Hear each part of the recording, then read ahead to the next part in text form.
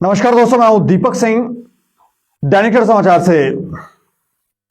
जेके SSB में जो धांधली चल रही है वो तो आप जानते ही हैं, लेकिन हाई कोर्ट के निर्देश के बाद जो एग्जाम अभी हो रहे थे उन्हें रद्द कर दिया गया था। जैसे जेके पीएसआई, जेई सिविल, जल शक्ति, ये रद्द कर दिया गया था और बच्चे जो थे वो असमंजस में थे कि अब क्या होगा। लेकिन जेके एसएसबी की तरफ से ये कहा गया कि हम ये रद्द नहीं कर रहे हैं, हम खाली आज का जो पेपर है उसे पोस्टपोन कर रहे हैं और हम ये जो हाई कोर्ट की तरफ से फैसला दिया गया है उसे हम उस पर अपील करेंगे, उसे चुनौती देंगे। और अब एक बड़ी खबर आ रही है कि सुनने में आ रहा है कि ये एग्जाम होंगे, और अगर एग्जाम होंगे तो फिर आगे चलकर क्या होगा? क्या एग्जाम होने के बाद वैसा ही बच्चों के रिजल्ट आएंगे या आगे चल के बच्चों को फिर वैसे ही असमंजस में रहेंगे कि एग्जाम रद्द कर दिए गए, जो आपने मेहनत की वो सब मिट्टी में? ऐसा होने वाला है? क्या होने वाला है जानने की कोशिश करें। हमारे पास सुबह ही हमने एक लाइव किया था, उसमें हमारे साथ एडवोकेट थे भविष्य सुदन। इस बार फिर से वो लाइन पर हैं। भविष्य जी, जी आप मेरी बात सुन पा रहे हैं? हेलो जी दीपक जी, बिल्कुल। अच्छा, मैं जानना चाह रहा हूँ कि सुबह हमने चर्चा की कि इस पर जेके एसएसबी कह रही है कि हम इसको चुनौती देंगे हाई कोर्ट के फैसले को। चुनौती तो उन्होंने दे दी, लेकिन अब सुनने में आ रहा है कि एग्जाम होंगे तो क्या क्राइटेरिया क्या होगा? थोड़ा सा विस्तार में समझा दें। जी दीपक जी, बिल्कुल। जैसे जेके एसएसबी ने एडमेंट रवैया अपनाया और जेके एसएसबी ने अपने कहे अनुसार अपील फाइल की, वो आज लिस्ट हुई। 2 पिटिशनर्स जो थे कैबिनेट पे थे, बट नोटिस वेव ऑफ और ऑब्जेक्शंस का टाइम भी नहीं दिया गया पिटिशनर्स को। और जो डबल बेंच का फैसला आया वो ये फैसला आया कि एग्जाम्स जो हैं वो एज पर कैलेंडर होंगे, बट रिजल्ट जो है वो subject to the outcome of writ petition रहेगा। कहने का मतलब कि अगर आगे चल के ये रिट में डबल बेंच को भी लगता है कि ये मसला जो है ये रिक्रूटमेंट में कोई स्कैम है और टेंडर एलोकेशन में कोई स्कैम है, मतलब डबल बेंच जो डबल बेंच कंपनी जो है, हाँ, बिल्कुल, अगर वो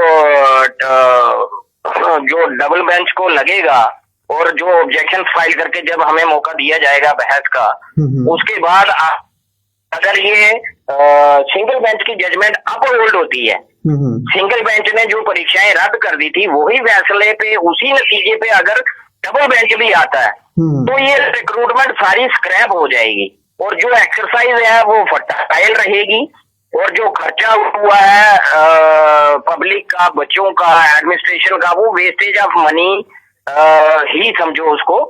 हाँ, अगर तो उसको फैसले को, सिंगल बेंच के फैसले को चेंज करते हैं तो फिर जो है उसके बाद जो है वो नतीजे इस एग्जाम के निकलेंगे। अदरवाइज ये फ्यूचर जो है बच्चों का वो तब तक एग्जाम जो है जेके एसएसबी करवा देगा, बट रिजल्ट जो है वो नहीं निकलेगा जब तक ये पिटीशन डिसाइड नहीं होती। मतलब अभी भी आगे सिलेक्शन प्रोसेस जो है वो हाल्ट ही समझो। मतलब बच्चे अभी भी, उनको कोई क्लैरिटी नहीं है कि वो आज अगर अब एग्जाम देते हैं तो उनका रिजल्ट उनको मिलेगा। हाँ, उसका रिजल्ट उनको कब मिलेगा वो ये पिटीशन डिसाइड होने के बाद ही मिलेगा, क्योंकि आर्डर जो है, आर्डर यही है, subject to the outcome of writ petition. Selection जो है वो subject to the outcome of writ petition रहेगी। और अगर वहां पर ये वापस से जेके एसएसबी वाले, एपटेक वाले अगर वहां दोबारा से हार जाते हैं तो फिर ये सारा प्रोसीजर स्क्रैप, और जो पैसा लगा, जो एडमिनिस्ट्रेशन ने पैसा लगाया, जो बच्चों ने किया, वो सब मिट्टी, वो सब वेस्ट। बेसिकली एडमिनिस्ट्रेशन का एडमेंट रवैया, बेसिकली लाइबिलिटी ही जेके एसएसबी की बनती है और एलजी एडमिनिस्ट्रेशन की बनती है, क्योंकि बच्चों ने रिप्रेजेंटेशन 2 महीने पहले इनको दी थी, इन्होंने उस पर कोई डिसीजन नहीं लिया और आर्बिट्रेरली एक्ट किया। वो रिप्रेजेंटेशन आज भी उनके ऑफिस में पड़ी हैं। इससे क्लियर कट है कि जेके एसएसबी ने कितना एडमेंट रवैया अपनाया है कि जो हमने करना है वो हमने ही करना है, उसको कोई रोक नहीं सकता। नहीं, इस लिए से तो हम यही कह सकते हैं। नहीं, सुनने में तो कुछ इस तरह की भी बातें आ रही हैं, ट्विटर के ऊपर ये ट्रेंड कर रहा है कि बच्चे कह रहे हैं कि जेकेएसएसबी को ही स्क्रैप कर दो। जो सिंगल बेंच की जजमेंट थी उसका अगर ऑपरेटिव पार्ट देखें तो उसमें भी ये चीजें क्लियर हैं कि जेकेएसएसबी पे जब विश्वास ही नहीं रहा, जब जेके रिक्रूटमेंट करवाएगी तो उसकी जरूरत ही नहीं है, उसके अलावा कोई और कमीशन बना देना चाहिए। तो वो तो ऑब्वियस ही बात है, शंकाएं, शक, शोभा, जितने भी सवालिया निशान जेकेएसएसबी पे लग रहे हैं वो बिल्कुल जेन्युइन है।